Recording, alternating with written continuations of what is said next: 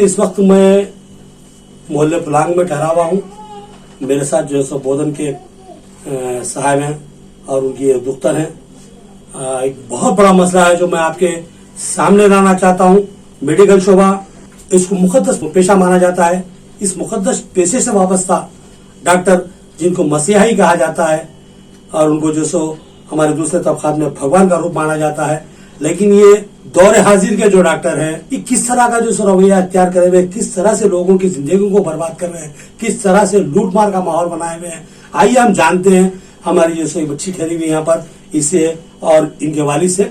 यहाँ पर मामला ये है कि ये जो बच्ची है इनके जो सो अब तक 8 ऑपरेशन किए गए हैं और अब तक भी उनको आफाका नहीं हुआ है। मजीद एक और ऑपरेशन की तैयारी में डॉक्टर लगे हुए हैं। सवाल ये है कि क्या इन डॉक्टरों को बराबर जो इल्म नहीं है तिब्बी साइंस का, या फिर वो जानबूझकर लोगों की जिंदगी से खिलवाड़ कर रहे हैं, उनको जो सो तख्ता मश्क बना रहे हैं और बार बार जो सो लोगों के ऑपरेशन करते हुए उनको तख्ता मश्क बनाते हुए नोट कमाने की जो सो कोशिश कर रहे हैं। ये बहुत बड़ा सवाल हमारे सामने आज उठकर आया है जब मैं ये रुदा सुना हूँ। बताया गया है कि जो सो इनको एक छोटा सा मर्ज लगा हुआ था अपेंडिक्स का, जिसका ऑपरेशन उन्होंने बोधन में कराया बगैर किसी तमीज के। जो सो उनसे मजीद तफसीलात जानते हैं। बेटे आपका पहले नाम बोलिए। अस्सलाम वालेकुम, नुसरत बेगम हूँ।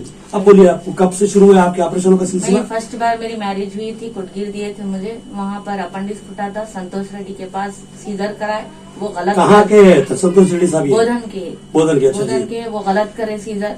फिर वो गलत करने के बाद अवेसी हॉस्पिटल ले गए, फिर वहाँ पर बच्चों के लिए इलाज के लिए क्या करे, वहाँ भी गलत कर दिए। फिर वहाँ से आने के बाद अन्नपूर्णा निजामाबाद हॉस्पिटल में करे, फिर वहाँ करे इलाज करे तो उन्होंने ऑपरेशन नहीं करे। फिर यहाँ वहाँ लेके फिर बोधन के, फिर ऐसे यहाँ बोधन के एक डॉक्टर के ने गए थे, वहाँ पर गए तो उन्होंने बोले बालाजी का लिख के दिए हम आपको। बालाजी के ने गए, वहाँ उन्हें बोले ट्रीटमेंट बहुत है, ये मुश्किल है, नहीं कर सकते बोला। फिर मेरे घर वाले उनके पास पैरा हाथा पड़े, नहीं कुछ भी करो बच्ची को बचाओ बोले।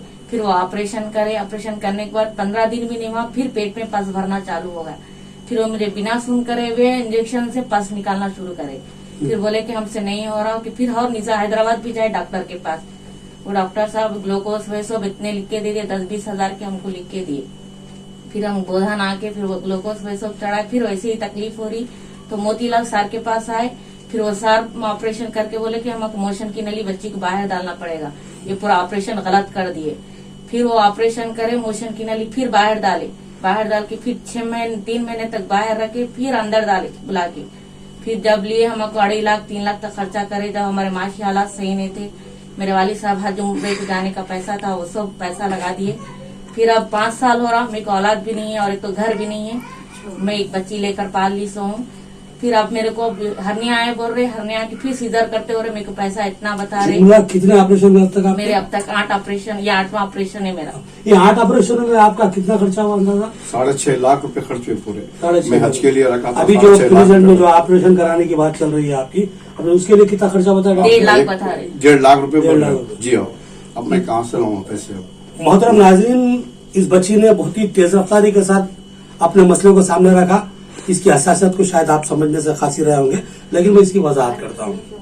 बात शुरू हुई थी अपेंडिक्स से, तो बोधन के एक डॉक्टर से रुझे हुए उनका ऑपरेशन कर दिया। जैसा कि अभी इस लड़की ने बताया कि जो उनका ऑपरेशन फेल हो गया था, फिर दोबारा ऑपरेशन करवाया गया। वहां पर जो उनके बच्चेदानी के मसले की जो निशानदेही हुई, वहां पर फिर उसके लिए भी जो ऑपरेशन करवाया गया। फिर यहाँ पर जब वापस आए, फिर वो मसला बरकरार रहने के बाद फिर इनको एक और ऑपरेशन किया गया। बहरहाल मुसलसिल एक के बाद एक पेट से ही रिलेटेड पूरे ऑपरेशन किए गए।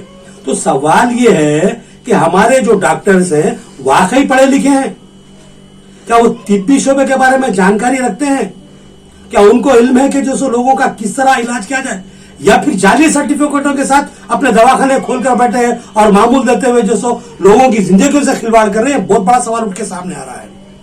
अगर कोई डॉक्टर किसी मर्ज की सही तशखीस नहीं कर सकता और मर्ज को पहचान नहीं सकता, तो फिर वो डॉक्टर क्या माना रखता है? अभी जैसा कि बताएगा कि जो एक ऑपरेशन करने के बाद जो जरूरत से फरागात के लिए एक नादी को बाहर छोड़ा गया और वो ऑपरेशन के लिए भारी रकम वसूल की गई।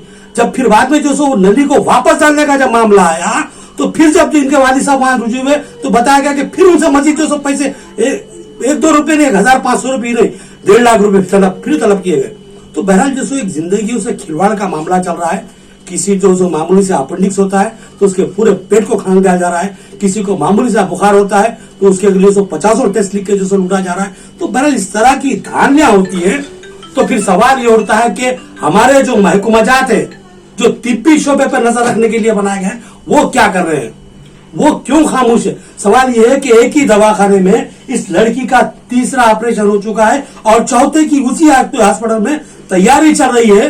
तो ये बहुत बड़ा सवाल उठ के आता है कि क्या वाकई यहाँ पर हॉस्पिटल काम कर रहे हैं या फिर एक बहुत बड़ा माफिया काम कर रहा है जो लोगों की जिंदगी से खेलते हुए सिर्फ नोट कमाने को अपना मकसद बना चुका है। इस सवाल का जवाब तलाश करना जिम्मेदार महकुमाजात की जिम्मेदारी है, यहाँ के जिला कलेक्टर की जिम्मेदारी है, यहाँ की हुकूमत की जिम्मेदारी है और इन लोगों को इंसाफ फराहम कर। ये मैं जो घर में ठहरा हुआ हूँ, इस घर की सूरत हाल को देखकर आप लोग बखूबी अंदाजा कर सकते हैं इनकी माली सूरत हाल क्या होगी। एक आदमी का ख्वाब होता है कि मैं जिंदगी में एक बार अल्लाह के हुजूर रुजू हो जाऊं, वहां जाऊं, अल्लाह के दरबार में हाजिरी दूं, हज करूं।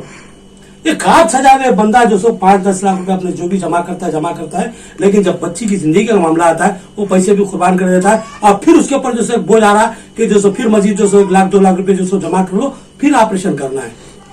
तो ये तो अब बेबस है, लेकिन इनकी मजबूरी ये है कि अपनी बच्ची को मरता हुआ भी नहीं देख सकते। तो यहाँ पर हम अरबाब मजाज से मुतालबा करते हैं कि इस जिम्मेदारी को कबूल करें और इस लड़की के इलाज के लिए अब तक जितना खर्चा हुआ, इस खर्चे की जो अदायगी के जो इकदाम करें। 6-6.5 लाख रुपए गरीब खानदान के लिए बहुत बड़ी रकम होती है। इस रकम से उनकी जिंदगी के बहुत से मामला तय पा सकते हैं, लेकिन इलाज के नाम पर रकम अगर ली जाती, बच्ची शिफायाब होती तो मैं यहाँ ठहर के नहीं होता था। ना इनको शिकायत करने की जरूरत थी, ना इनको यहाँ रोने की जरूरत थी। जारो कतार रो रहे हैं, अच्छा नहीं लग रहा है। गुमरा सीधा शख्स अपनी बेटी के लिए बिलबला था, अच्छा नहीं लग रहा है, तकलीफ हो रही है। ये जो सब तिब्बी शोबे पे हमने बारहा सुना है कि कई ऐसे डॉक्टर्स हैं जिनके पास जाली सर्टिफिकेट्स है, कोई सिर्फ MBBS है, MS और जो MD के जो डिग्री के मतलब अपने जो बोर्ड लगाते हुए जो लोगों के जो जिंदगी से खिलवाड़ कर रहा है। तो क्या ये जो जिम्मेदार महकमा तिब है, हेल्थ डिपार्टमेंट है, क्या उन पर नजर नहीं रखा हुआ है? अगर उनकी जानकारी के हिसाब से अगर यहाँ पर काम हो रहे हैं इस तरह के, तो फिर हेल्थ महकमा भी जो शक के दायरे में आता है, तो उनका भी मुहासेबा जरूरी है। तो लिहाजा मैं सीधा रास्त यहाँ से जिला कलेक्टर साहब से जो मुतालबा करता हूँ कि इस मामले की तहकीकात की जाए, इस तरह के कितने मामला थे उसकी भी तहकीकात की जाए और इस तरह से जो स्कैंडल चलाया जा रहा है, इस तरह से जो माफिया निजामाबाद में हॉस्पिटल के नाम पे चल रहा है, इस माफिया का खात्मा किया जाए। बहुत जरूरी है, क्योंकि यहाँ पर कई गरीब लोगों की जिंदगियां, हम तो समझते हैं कि जो दवाखाने में जाते हैं तो एक उम्मीद लेकर जाते हैं कि यहाँ पर हमको शिफा मिलेगी, हमको जिंदगी मिलेगी, हमारी उम्मीदें वाबस्ता होती है डॉक्टरों से। लेकिन जब वही डॉक्टर से अगर खसाई का रूप अख्तियार कर लेंगे तो किस पे भरोसा करेंगे? कदीम दौर में कहते थे डॉक्टर को मसीहाई होते, मसीहा इस तरह होते, लोग नास्तिक बन जाएंगे, भरोसा नहीं करेंगे किसी।